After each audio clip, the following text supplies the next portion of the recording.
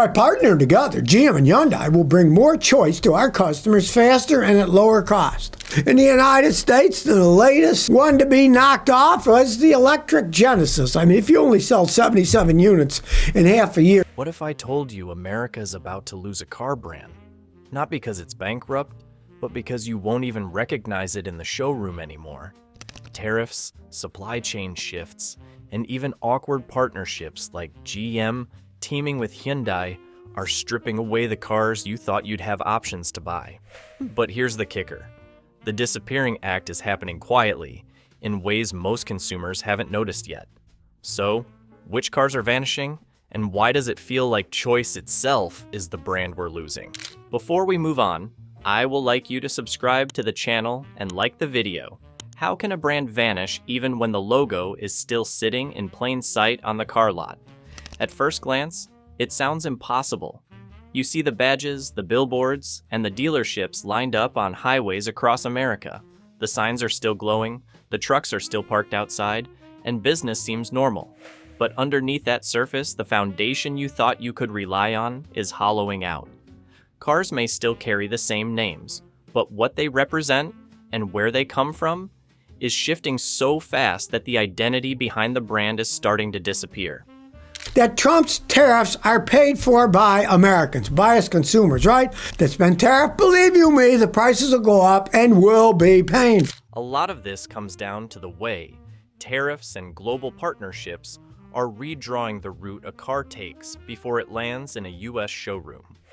Instead of a car being developed primarily for American drivers with American roads in mind, companies are quietly taking shortcuts. Partnerships with overseas firms and supply chain workarounds now decide which models make it across the ocean. And those decisions aren't about offering you better choices. They're about finding the cheapest path to survival. From the outside, the process looks seamless. From the inside, it's a constant juggling act, and the end result is a strange kind of ghosting. The badge you thought represented innovation is now standing in for someone else's engineering work. One of the most unusual pairings highlighting this shift is General Motors linking arms with Hyundai. GM will probably be selling rebadged Hyundais, is what it'll probably come out to. By partnering together, GM and Hyundai will bring more choice to our customers faster and at lower cost. They're saying that a lot of this collaboration will be outside of North America. You expect collaboration across tech or part sourcing, but here we're talking about entire vehicles. Imagine walking into a dealership, seeing a truck with familiar curves, only to realize that nearly all of its DNA was shaped overseas. It's not brand new engineering, it's more of a remix. The comfort of a recognizable nameplate hides the fact that this isn't a fresh idea born in Detroit. It's often repackaging work done thousands of miles away for a totally different audience. That disconnect matters because the vehicles being sold, compact trucks, mid-size pickups, and smaller SUVs, are categories Americans care deeply about. When one of those models shows up dressed in your favorite brand's uniform, you assume it carries the unique touch that made you loyal in the first place. But when the design language and mechanical base are nearly identical to another car wearing a different emblem, individuality vanishes. Instead of true choice, you're picking between clones wearing different masks. Consumers usually take pride in thinking their purchase says something about their taste or their lifestyle. You might say, I drive this brand because it represents performance or durability or style. But shared technology undermines that personal connection. It's getting harder to argue that your midsize truck is different from the one at the rival dealership when both share the same platforms, underpinnings, and software. And when a brand identity collapses into generic hardware, customer loyalty suffers. We've already seen what happens when a car meant to showcase uniqueness backfires.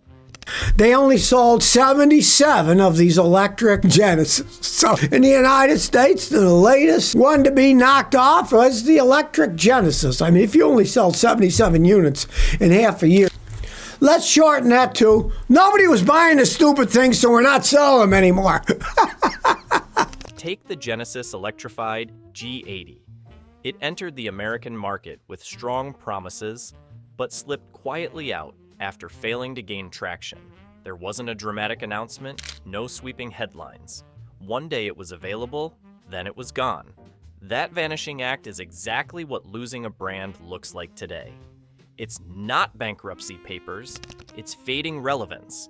Models either get quietly canceled, or they blend into such obscurity as we adapt to the ever-changing consumer needs and market conditions.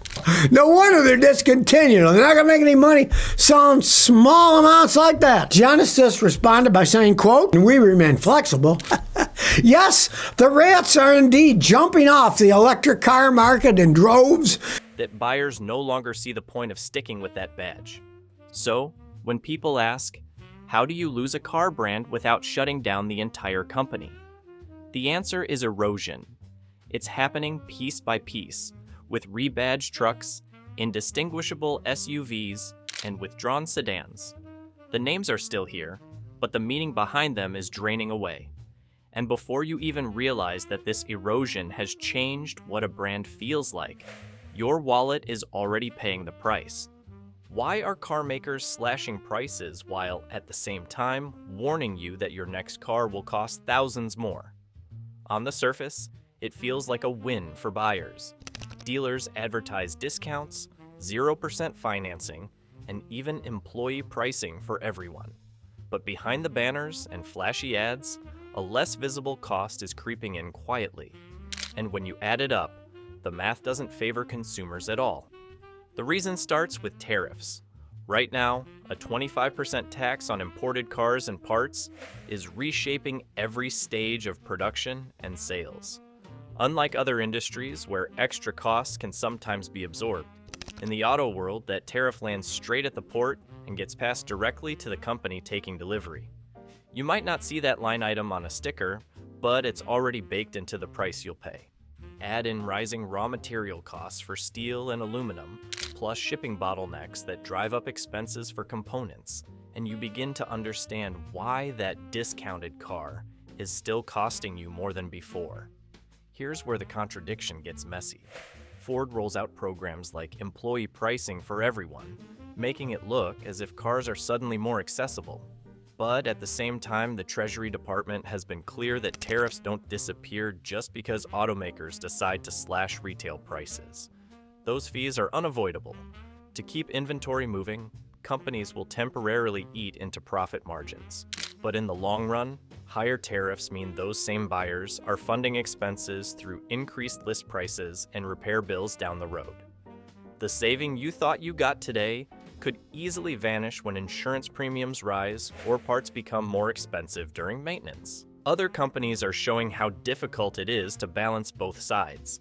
Stellantis has followed Ford's lead with aggressive discounts, but Jaguar Land Rover reacted in the opposite way. Instead of selling vehicles at a loss, they stopped U.S. shipments altogether, limiting supply as a way to blunt the hit. Volvo took another path, this time cutting jobs at factories in South Carolina meant to produce crossovers. Each decision came from the same problem, a supply chain that now punishes automakers no matter which direction they turn. And those decisions don't just affect the showroom floor. When shipments stall, the used car market heats up. Fewer new cars means higher demand for second-hand vehicles, which escalates prices for buyers who thought used cars were supposed to be the cheaper option. Add in pricier imported parts and longer wait times when your car needs repairs, and insurance companies adjust their risk calculations. That translates straight into higher premiums that consumers pay monthly, making car ownership itself more expensive even before you factor in the initial purchase. General Motors has tried to soften the blow by sharing what they call a weathering plan, essentially mapping out how they'll withstand slower sales cycles and pass costs forward incrementally. Tesla, faced with falling EV demand and tariff-driven costs for global supply chains, has pivoted away from relying on vehicle sales for growth.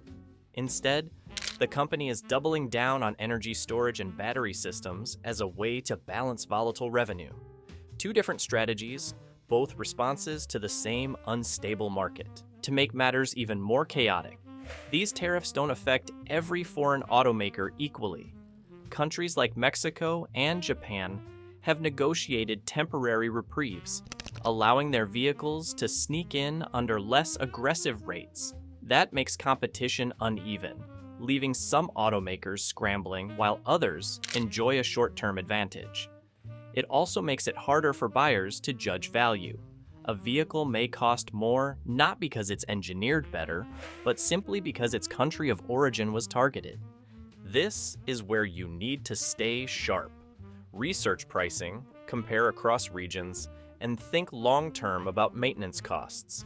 And ask yourself, if tariffs and supply chains can erase brand identity, what happens when power shortages and nuclear delays start raising the cost of driving altogether?